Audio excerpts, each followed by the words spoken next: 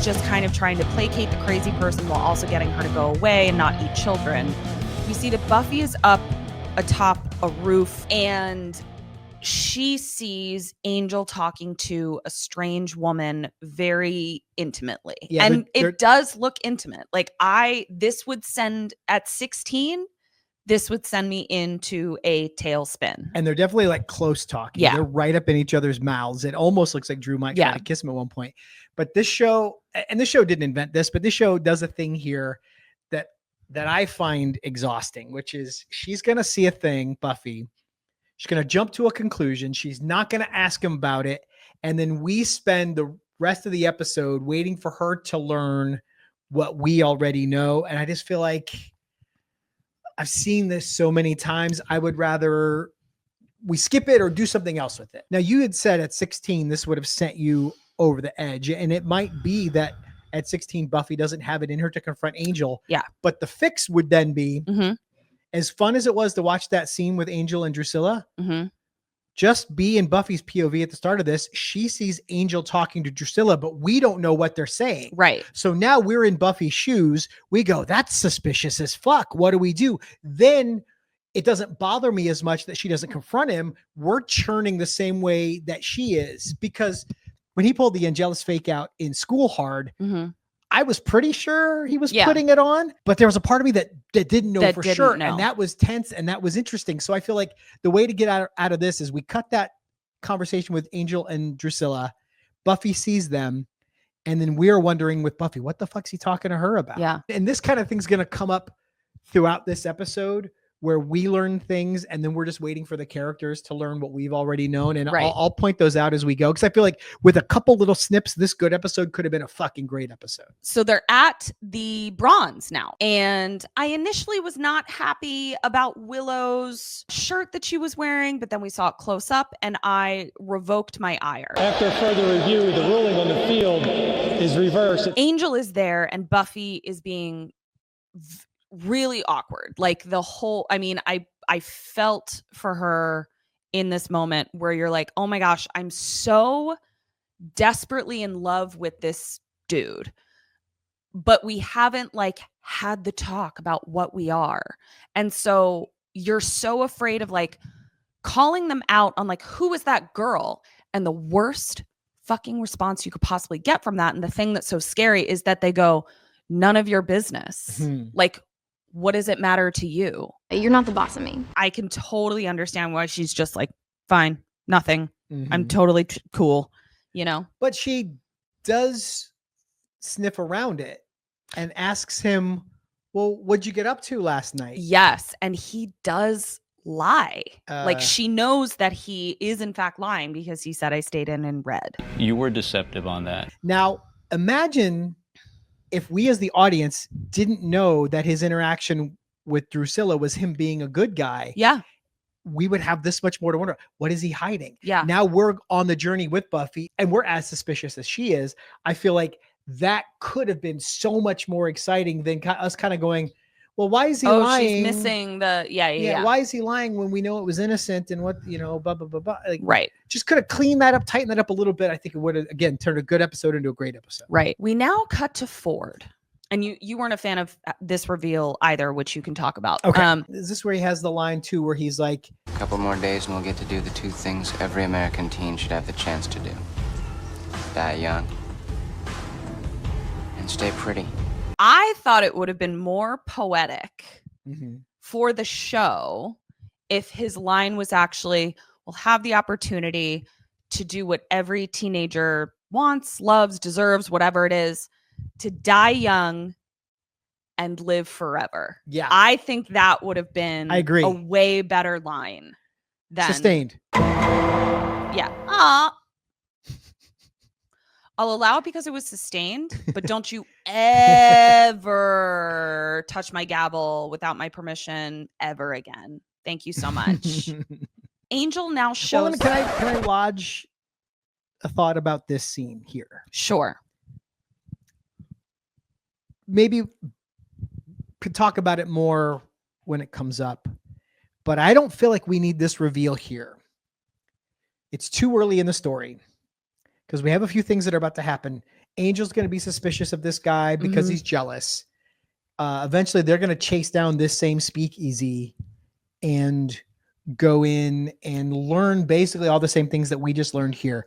I think this show would work better if we cut this scene entirely. Oh, hired. Can judges hire people for other projects? Sure, why not? Cool. So just keep that in mind as we get through it, and I'll kind of build the case as we go. But okay. I think we don't need this scene at all. Okay. So Angel shows up at Willow's room. She's so adorable that I almost didn't notice the fact that inexplicably, for the first time in the history of the show, she's wearing like bright red lipstick, like the color that I'm wearing. Yeah. While she's like clearly been like woken up from going to bed. She's or at in least her getting pajama. ready for bed. Yeah, like she's getting ready for bed. With a full beat mug. It was so strange. She looked adorable, but I was just kind of like, you know. And basically Angel comes in and he's like, listen, straight up, I'm jealous. I've perfected my brooding skills and Buffy has fucked that all up, and now I'm a lovesick Puffy. I've screwed it all up and now I'm a lovesick puppy. That being said, my spidey sense is spideying about Ford. I need you to be the net girl and look him up. And Willow is apprehensive, but then immediately finds something weird, which was almost my favorite line, where she's like, but if there isn't anything weird, hey, that's weird. We learn that there is no record of him being enrolled at Sunnydale High. She does offer a little bit of plausible deniability in that, well, it could just be that there's a delay in the records transferring. But again, I say, like, we already know Ford's up to no good by the time we get to this scene. So we're just kind of piling on stuff that we know. We're waiting for the characters to know. If you cut that speakeasy scene earlier, then by the time Willow finds this out, our suspicion is piqued, but we don't know anything for sure. I agree. So I feel like cut that speakeasy scene earlier. And this is our first clue that something's amiss with him, but it's not concrete enough to go on. Right. I feel like it would have prolonged this mystery, would have made this whole story more interesting. I'm loving watching this episode that Eric is laying out. So now we're walking through Sunnydale. Buffy's like, giving Ford a tour of their little town. Ford's shirt is too big, which is the thing that we're doing in these last couple episodes. Angel is waiting for Buffy in this oversized blue shirt, and the way he's hunched over, he's got an entire bed sheet where the fabric piled up on his shoulders. It looks ridiculous. It's unacceptable. David Boreanaz is like one of the hottest guys of this time period, and I'm like, why are you making him look like he's like a 12-year-old boy in like his dad's suit? Hey, would have just taken one wardrobe assistant, just run out and just grab him by the shirt tails, or just give him one of those. It's wild. And we would have been good. And Giles's shirt is too big as well, which is insane. Everyone's shirt was too big. But they didn't really compare to Angel's. What's that Beyonce song, Ape Shit, where she's just like in a giant blow? That's what Angel looked like. That's what it definitely looked like. She apparently didn't take him on a tour to the tailor of Sunnydale. No tailors in Sunnydale. They then see some vamps scuttling away. She kind of like jumps away from Ford and the other vampires, so she's out of earshot. And Ford, and I know what you're going to say about this one too, I'm picking up on it.